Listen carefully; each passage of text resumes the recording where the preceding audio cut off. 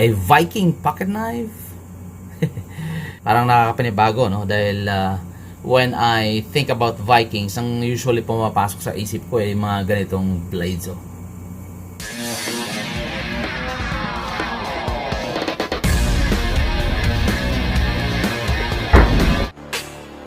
Well, hello everyone, Claymore here, and today I got a brand new knife to look at. It's a good looking one, but it's a big pocket knife. This knife bears a logo of a Viking and this word Viking. So this is its brand, Viking Blades, in my understanding. This was released here in the Philippines, but this is an import from China. And the guy responsible for bringing this in is this guy, Police Major Chris Ian Taghap. He is a colleague in the police service. Magaling na police, magandang lalaki. Parang di ata pantay ang pagbigay ng grasya ng Panginoon. Alright, let's talk about the blade. Okay, let's do the specs first. Blade length is 3.75, but the cutting edge is around 3.5. Handle length is around 5 inches. So this is not a very small knife. Actually, it's a little big for my preferred EDC size blades. So let's compare it with my sweet spot in blade length. This is a Spyderco Delica and it's got a blade length of 3 inches. So as you can see, it's being dwarfed by this Viking blade. Here's a bigger one, the Spyderco PM2. Still, it's smaller than the Viking. If we compare the blade length, it's a bit short because this is just 3.4. Now, what can we say about the looks of this knife? It looks good. It's similar to that of a Spyderco Native. It's a drop point, but I think it's a bit closer to the Kershaw Natrix. Right? The flipper tabs are almost identical and both have a sharpening choil, although this one is a little bit bigger and you can use it as a finger choil. Both have a raised thumb ramp with jimping. Chris claimed that this blade was made of ball bearing blade steel. So I don't know how accurate that would be because we cannot see any markings here. Because ball bearing blades is usually a 50-100 steel. So just like this one, this is a 50-100 steel, and we'll try to find out later. Maybe I'll force a patina on this one. If a patina develops really fast, then probably it is a tool steel. A very tough steel, but it is not rust or stain resistant. What can we say about the fit and finish of this one? I would say that it's not bad, actually. It doesn't have the best fit and finish compared to other high-end knives, but for the price point of this one, you cannot complain. The spine is chamfered, no sharp edges here, the back. My Delica is even sharper here. The handle scales, which is a pair of black G10 scales, they are rounded off on corners so you don't feel any sharp edges. This is a liner lock, by the way. It's got a stainless steel pocket clip. Although this is oriented only for right hand tip up carry. There are no other options for tip down carry nor for left hand carry. Sorry, lefties.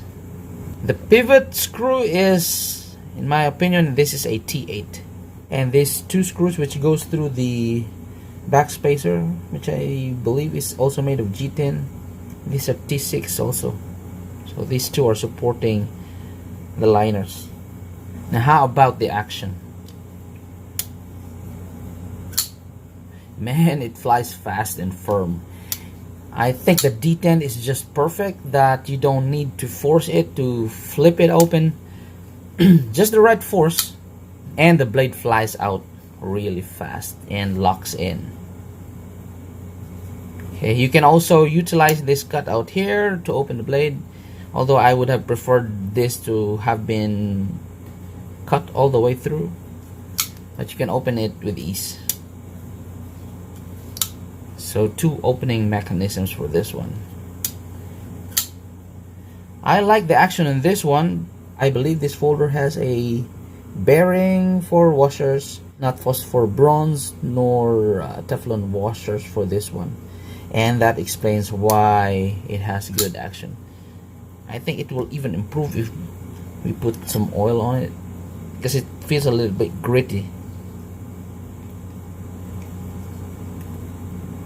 I hope the action will improve. I can feel some grittiness on the action. There you go, it definitely improved. Now how about the ergonomics? Feels good. There's a little hot spot because of the tip of this clip, but it's not a deal breaker. It's okay, you can tolerate it even if I grip it really hard. Let's see if this is a sharp blade. Yep, sharp.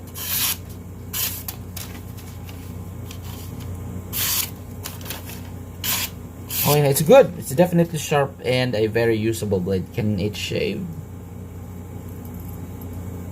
It can. It's razor sharp. Now, can we only say good things about this? Well, if there's something that I am not very impressed with this knife, that would be the locking mechanism. I have no problem with liner locks, but this one feels a bit tough. This liner lock here is kind of tough to push sideways to release the blade. Okay, you need some force to get it out of the way, and look at what it does to my thumb. It buries into my thumb. Here's another knife with a liner lock, the Ontario Rat number 2, and yeah, it's pretty comfortable to push aside this liner. So that's one complaint that I have for this knife. And what else? It kind of chipped my thumbnail. Another complaint that I have for this one is the pocket clip. It's placed way too low. If you insert it in your pocket will be just up to here, and this big part will be sticking out of your pocket. And if you intend to carry it with concealment in mind, then you're not gonna get it from this one.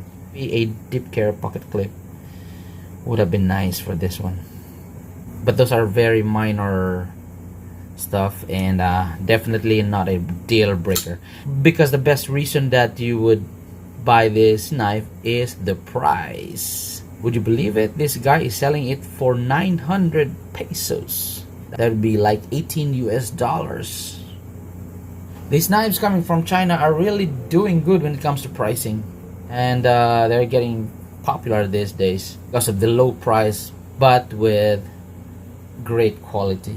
Now, question is, will this knife beat this one? This knife is definitely not gonna beat this, but if you compare the price, this is 10 times the price of this one. And not all of us are willing to shell out 9,000 pesos for a pocket knife. Not everyone has the budget also. So for those guys who are in a bit tight in budget, this would be a very nice option. Anyways, if it does the job, then I don't see any problem with it. What do you need your pocket knife for? For me, I carry a pocket knife for some cutting needs along the way. Maybe cut open packages, some food preparations from time to time. Now, do we really need an S30V for that one? Or maybe an M390 for that matter? To some they do, but to some they don't. What's important is that it does the job. So there you go. That's my opinion about this knife. Wait, I said I'm gonna test this one, if this will react to acid right away. Let us try putting some mustard on the blade surface and find out if this indeed is a tool steel.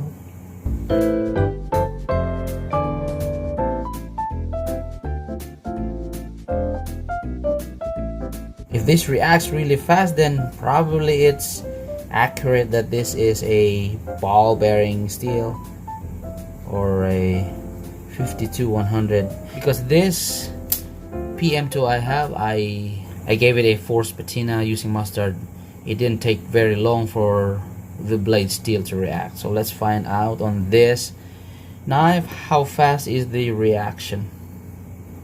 So there, I have rinsed the knife already. I have cleaned up the mustard that I earlier put into the blade, and all I can see is just a very faint darkening. So it would seem that this is a stainless steel after all, because this didn't really got affected with that mustard that I applied. If this is HCR 14 MOV, then that will be alright. That might be some kind of a low-end steel, but it can give you a decent edge retention, and it may not be as hard as an S30V or an M390, but for the price, what do you expect? For the 900 pesos price, what steel do you expect? Are you gonna be expecting an S90V or even a D2? You cannot expect that. My congratulations to Chris for this successful venture. I have heard that this batch of knives that you got from China has been sold out. Congratulations, my brother. But more importantly, congratulations to your recent promotion from captain to police major. Keep soaring high, brother. Alright, so I think that's about it. Thank you very much for your attention. For those who have not yet subscribed to Clamsharp Stuff, why don't you click that subscribe button, and that would be absolutely awesome.